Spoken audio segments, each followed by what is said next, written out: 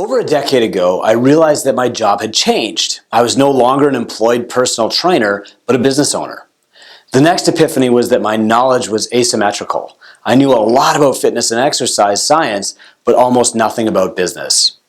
Now, I've always read for at least an hour every single day, but my crazy lifestyle was squeezing out my reading time. I'd be in my truck by 4:30 a.m. to get to the gym, and I wouldn't get home until about 10 p.m. I'd collapse into bed without reading a word. Then a friend turned me on to Audible. I bought a Seth Godin book, and I started to translate what I learned from general to specific. I wrote about how I would use Seth's material in my gym, publish more content, and I did the same for other authors. And I started to churn through books pretty quickly. But I still made two rookie mistakes that cost me a ton of time.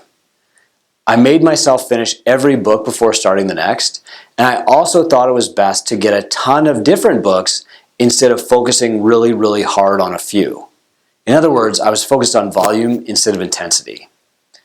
Naval Ravikant recently tweeted, "The smarter you get, the slower you read." That was interesting, but not true for me in all cases. Sometimes I can read the first few chapters of a book and skip the rest, as in David Goggins' book, which I'll talk about next. Sometimes I think it's better to reread a great book and pick up the smaller pebbles that I missed than to buy a new one. I listen to Resilience over again every single year, for example. The hard part isn't finding a good book. The hard part now is finding the right book at the right time and catching the most important message for you. There are now a handful of services selling 10-minute versions of top books. I actually wrote Founder, Farmer, Tinker, Thief to filter huge ideas according to when the entrepreneur can benefit from them most. So before we get into the top 10 list, here are my top tips for buying and learning from books. Number one, 80% of the time, buy the audio version. 20% of the time, buy the print version. For instance, the first chapter of Scaling Up is almost impossible to follow in audio. You have to buy the print version. On the other hand, any of Nassim Taleb's books are far more entertaining as audio. Number two, don't be scared to buy multiple copies. I found myself lending out Rich Dad Poor Dad to everyone and never having a copy on hand. Now, if you visit the workshop here, you'll see 20 copies of that book, 20 copies of How to Win Friends and Influence People, and 20 copies of Never Split the Difference on my shelves. I hand them out to nearly everyone. My nieces and nephews have stacks of books from Uncle Chris by now. Third, don't place a budget on books. Like mentorship, you'll get personal growth from books, but your business will pay for it.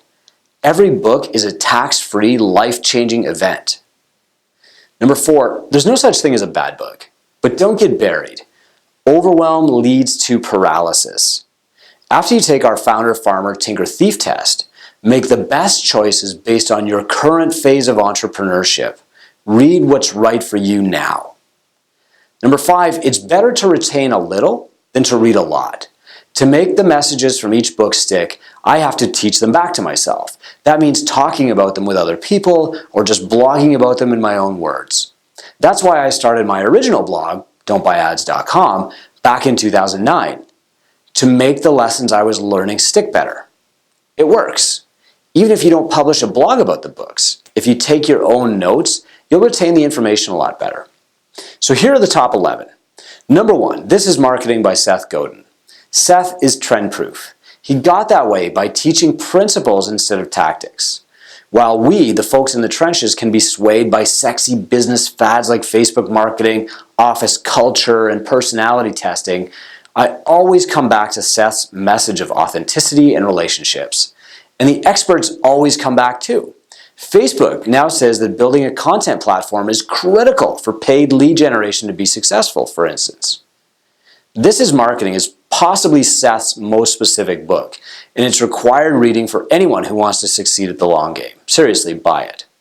I recommend it for founders, farmers, tinkers, and thieves, any phase of entrepreneurship. Number two, Scaling Up by Vern Harnish. It's rare for an author to say, if you buy this book, you don't have to read my other books, but that's what attracted me to Scaling Up in the first place.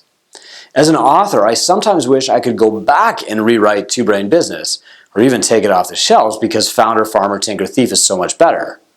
Scaling Up is a step-by-step process for growing your business as a CEO. I recommend it for farmers who are preparing to be tinkers. The third book is Never Lose a Customer Again by Joey Coleman. The key to business growth isn't customer acquisition, it's customer retention. Habits are formed slowly. Coleman believes they require careful nurturing over 100 days. The book focuses on mapping the client journey in your business and then digging really deep into the first 100 days. We teach the client journey map in the Two Brain Incubator, and our focus has always been on retention before marketing. We want a sticky web before we start bringing flies into it. So this is a book every gym owner should read, and I recommend it for founders and farmers. The next book is Leadership by John Maxwell. Most business books focus on what can you change, add, or improve. But Maxwell's books tend to focus on the how to lead through change, how to inspire others to stay on the bus when the destination isn't clear, and how to help people grow as leaders. In fact, many of the other books on this list borrow from Maxwell's earlier work. They'll say things like, a leader's job is to create leaders, and other maxims that originally came from Maxwell. So reading Maxwell is going back to the source, in many cases. The hard part of shifting from farmer phase to tinker phase isn't the money. It's the leveling up from boss to leader. Very few of us have the education, experience, or practice necessary to do so when the time comes. So we have to learn on lessons learned in the trenches from guys like Maxwell. Half of the value of his books is in the content, the other half is in the delivery. Maxwell doesn't bury you in statistics. Most of his teaching comes from stories. You can learn a lot about leadership just by observing how he leads his audience. I recommend Leadership for farmers and tinkers. Next is The Courage to be Disliked by Ichiro Kashimi. This book isn't really about being disliked. It's really about Joseph Adler, who wrote that every problem is an interpersonal relationship problem. Adler was a contemporary of Freud, but they thought about things differently. And this book digs deep into Adlerian psychology and gives entrepreneurs really solid tools for having tough conversations, for relating to staff better, and for knowing when to draw really clear lines. For me, the book helped me realize that being clear isn't harsh, it's actually doing everyone a favor. I recommend The Courage to be Disliked for tinkers. The next book is Never Split the Difference, Negotiating as if your life depended on it by Chris Voss. Now, it's really rare for business books to be directive. It's tough to write a directive book. Most teach broad concepts and ideas, and good entrepreneurs are left to figure out how to apply them in their own businesses. I try to write directive books, like do exactly this in this order, but Never Split the Difference is a directive book covering one of the hardest topics of all, really hard conversations when there's a lot on the line. Voss was a hostage negotiator for the FBI, so he knows what he's talking about.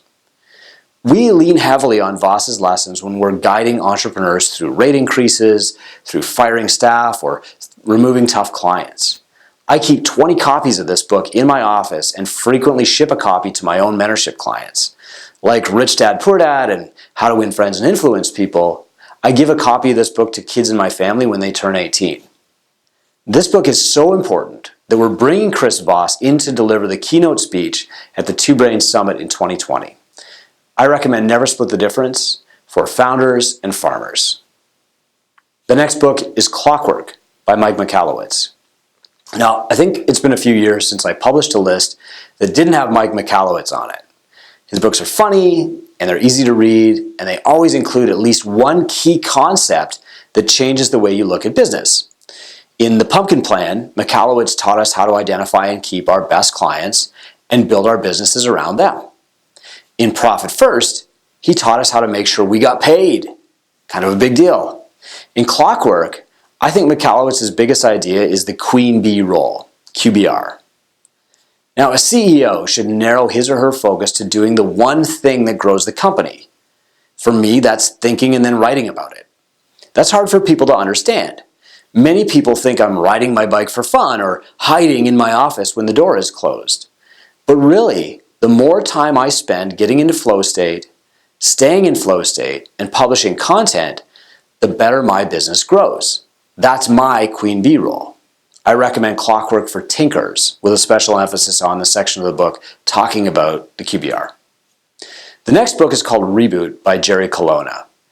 I often say that the people who got you here might not get you there. But what if that person's you? The founder's lifestyle, long hours alone, working with single-minded focus, that can harm relationships and business. Ultimately, entrepreneurs need completely different skill sets, like the ability to lead a team and trust that their vision will be fulfilled.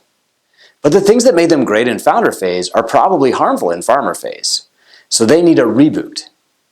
Jerry Colonna is called the CEO Whisperer in his Amazon profile, and he often actually winds up whispering in the book. It's a guided journey through your demons, your ego, and your weaknesses.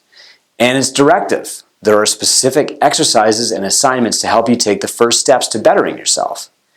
I've never found a book that gave me a sense of therapy, but beneath all the habits, skills, and knowledge is you, and you're not perfect. So this book tells you how to deal with that, how to fix your problems, and how to grow as a person. And I recommend it for tinkers. The next book is The Alter Ego Effect by Todd Herman. In 2018, I identified that I wasn't equipped to lead a rapidly growing international company, so I started seeking mentors to help me learn to lead.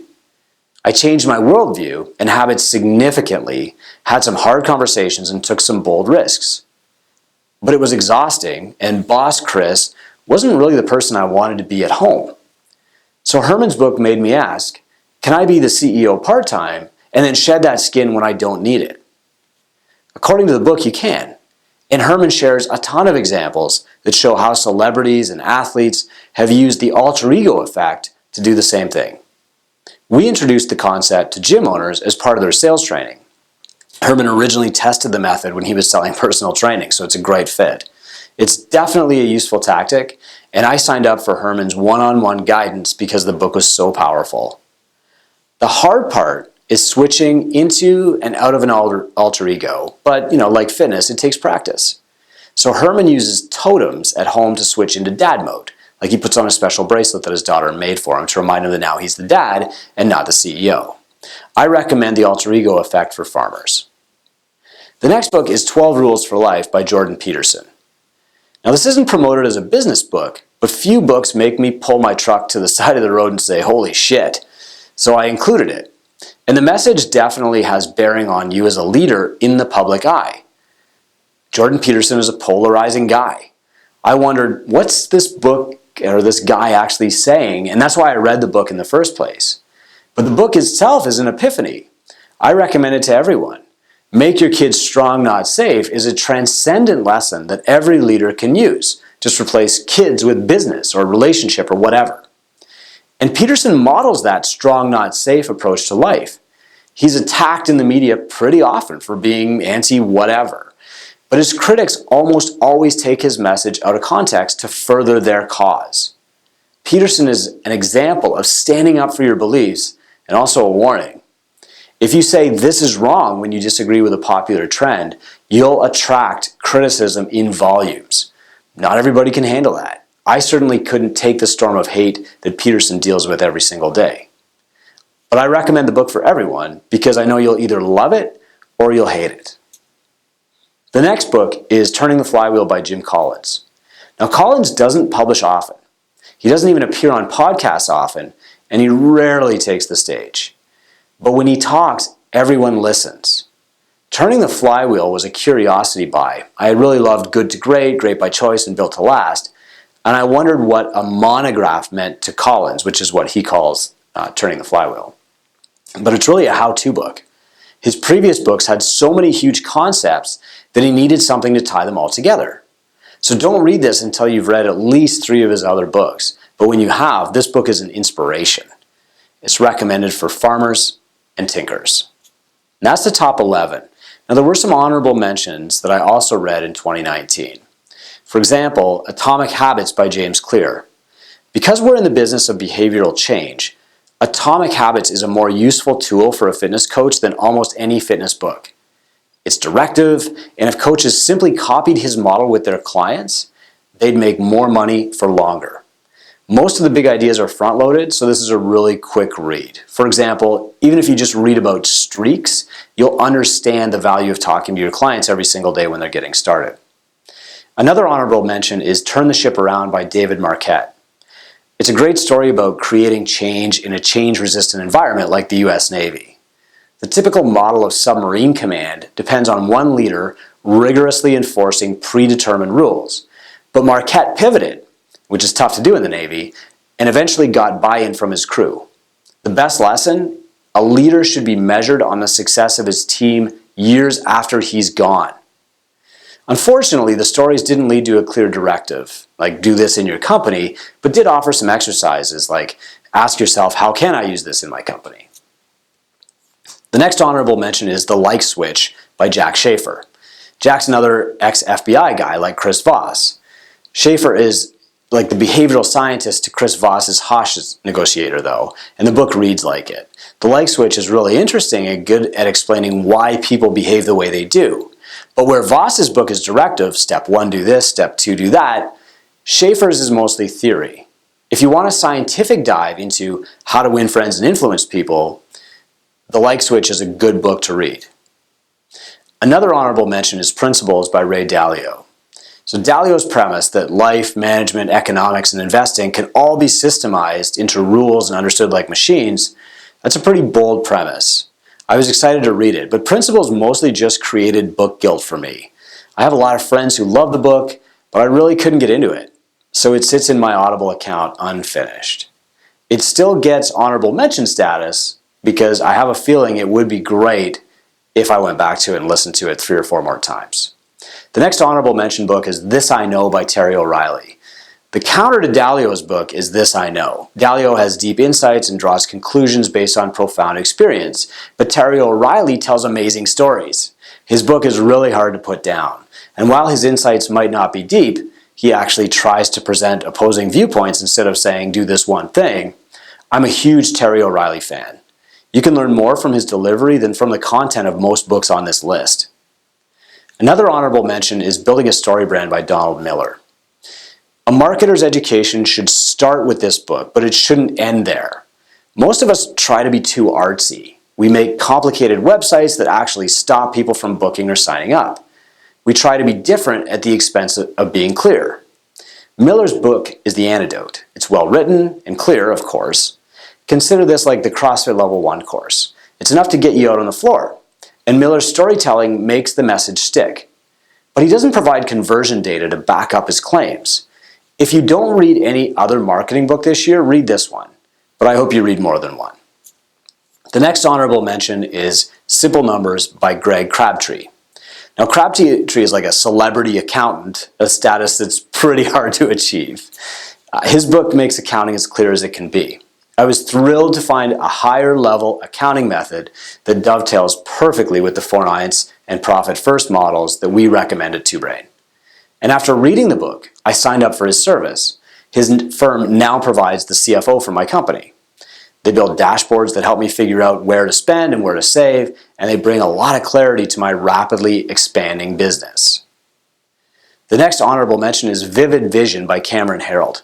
Now, I started listening to this book while riding my bike, but after an hour, I realized that I should have been sitting in front of a laptop because the book is so directive that you could listen to a chapter, press pause, clearly understand the work to do, and do it, and then listen to the next chapter and so on. Several of the mentors at 2Brain recommend this book, and our CPO is in Herold's mentoring group. Highly recommended for entrepreneurs at Tinker level and above. Now, here are the books that I didn't really like, but you might. And this is a short list because I think that most books have something really valuable in them. First is Can't Hurt Me by David Goggins. Nassim Taleb once wrote that most books would have made a great article, and Naval Ravikant followed that with, most articles would make a good tweet. Like many business books, Can't Hurt Me started with a good premise and then filled hundreds of pages with examples. The whole book can be summed up with a hashtag HTFU, or Harden the F Up. Another one that I didn't really like, but you might, is The Zappos Experience by Joseph A. Michelli. The Zappos story was a revolutionary one in 2005. an online retailer whose clients were raving fans. But Zappos leaders claim that their real strength is in creating culture in their team. In fact, culture, which is like the biggest buzzword of 2019, probably originated with Zappos. There was nothing really new in the book, but I'm biased. The team of mentors at 2Brain gets to work on interesting problems all day long. They're emotionally invested in their work. Zappos staff sells shoes. They need workplace engagement, tricks, and culture boosters to keep them around, and I don't. If you run a software company or an online shoe store, you might need to artificially infuse culture into your workplace. But if you run a service business, your culture is determined by your care for your clients and your just cause. Here are some other recommendations. Founder, Farmer, Tinker, Thief by Chris Cooper. I know that guy. Yeah, I wrote this one. After publishing 2Brain Business in 2012, I've spent thousands of hours on the phone with other gym owners, collected libraries full of data, and seen new ideas rise and old ideas fall. I've spent hundreds of thousands of dollars in mentorship, read hundreds of books, and spent thousands of hours online talking to others in the industry. There's a lot of knowledge out there. Frankly, there are too many ideas. The most common problem for entrepreneurs is actually overwhelm. We can't act on everything, so we get paralyzed. I wrote Founder, Farmer, Tinker, Thief to give you the distillate. When you boil it all down, these are the habits, tactics, and directives that you're left with. And because not everyone needs everything at the same time, I broke the entrepreneurial journey into 4 phases. This book is a filter for the best strategies that we've actually proven to work at each of the 4 phases: Founder, Farmer, Tinker, and Thief. Another mention is Who Do You Want Your Customers to Become by Michael Schrage. Now his premise is to start with ideal customer outcomes and work backward. How will your customers be transformed by your service? What will they look like after they've used your service successfully? This is a useful idea for the service industry, and I think it could help gym owners. By painting an aspirational avatar, like here's what a client should look like after 3 years at my gym, a coach could work backward to set up an ideal client journey. But those are my ideas, not Schrage's.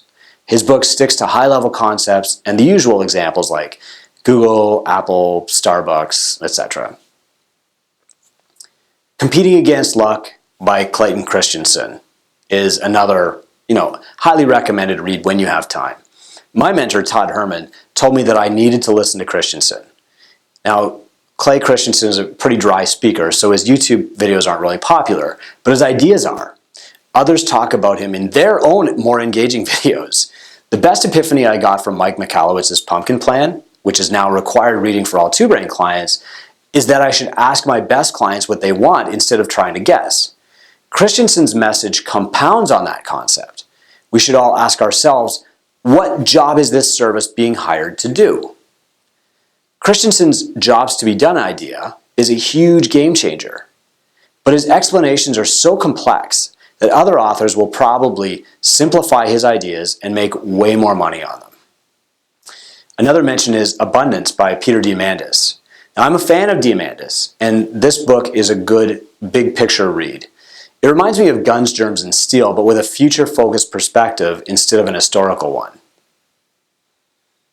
Another is Contagious by Jonah Berger. Now, I wrote that the like switch was the science behind how to win friends and influence people. Contagious is like that for the book Made to Stick.